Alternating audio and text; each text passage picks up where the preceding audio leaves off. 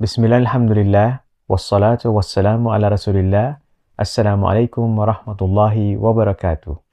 Pinahahalagahan sa Islam ang laging sumangguni sa mga ulama o Muslim scholars kapag hindi malinaw ang anumang bagay sa negosyo, sa pamilya, sa trabaho, sa barangay, kasama ang sala, wudu, fasting, dhikrullah, at lahat-lahat.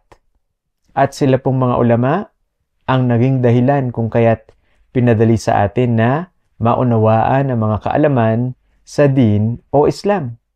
Kumbaga sa pagkain, mas nagiging malinamnam ang kaalaman kapag pinaliwanag pa ng husto ng ating ulama ang paksang inaaral.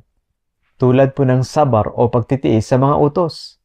Nalaman natin na ito ang pagsasagawa sa mga utos na dapat ay magtiis tayo. Ngunit, pinaliwanag pa ito ng husto.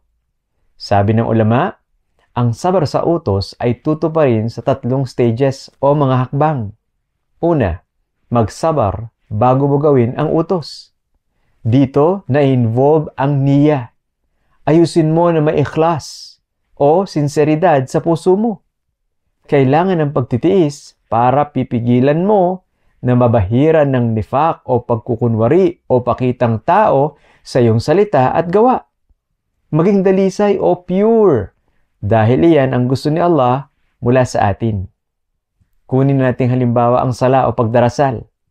Ako ay magsasala para makuha ang lugod at awan ni Allah.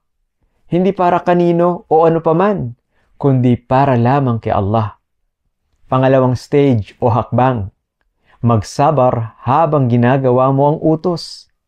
Magtiis ka na maayos mong gagawin ang utos. Walang halong paglalaro at pagpapabaya. Gawin mong mahusay na walang kamalian. Dapat may human perfection na grado. Balikan po natin ang sala. Habang nagsasala ka, ay huwag malikot ang mga mata. Tumingin ka lang sa pagsusujudan mo. Huwag kumilos ng hindi kasama sa mga kilos ng sala at baka masira pa ang sala mo. Ang iyong isip ay focus na para bang nasa harapan ka ni Allah mismo. Mula simula hanggang dulo ng sala ay dapat magtiis ka. At ang huling hakbang o stage ay magsabar o magtiis pagkatapos mo gawin ang utos. O mga kapatid, kailangan din magtiis pagkatapos gawin ang utos. Paano ang sabar pagkatapos mong magsala? Pigilan mo ang iyong sarili na magmalaki o magmayabang. O brother, hindi kita nakita kaninang Fajr prayer sa masjid. Ako nakapagsala. Opo, nakita ka ng mga kapatid. Pero hayaan mong ito ay sa pagitan mo at ni Allah. Huwag kang papasukan ng pagkabilib sa sarili. Magpasalamat ka at magpakumbaba. Hindi po ba't lalong naging malinaw ang tungkol sa sabar sa mga utos? Magtiis ka bago gawin ang utos. Magtiis ka habang ginagawa mo ang utos at magtiis ka pagkatapos gawin ang utos. Ganyan ang paghuhusay sa ibada. Nalayunin kung bakit tayo nilikha at siyang nais ni Allah mula sa atin.